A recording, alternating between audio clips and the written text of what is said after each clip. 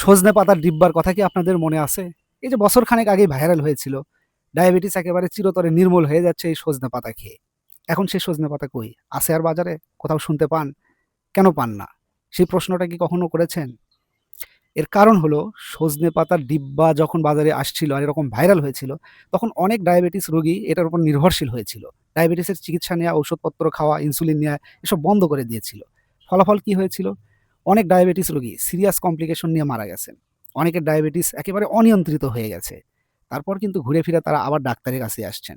এখন ডাক্তারের কাছ থেকে তারা চিকিৎসা নিচ্ছেন। এই যে সাম্প্রতিক সময়ে রাজীব সাহেব নামের একজন লোক, উনি চিকিৎসা বিজ্ঞান সম্পর্কে উল্টাপাল্টা মন্তব্য করছেন। আমার ধারণা ইনিও এরকম কোনো ডিব্বার ব্যবসা করেন অথবা করার প্ল্যান করছেন।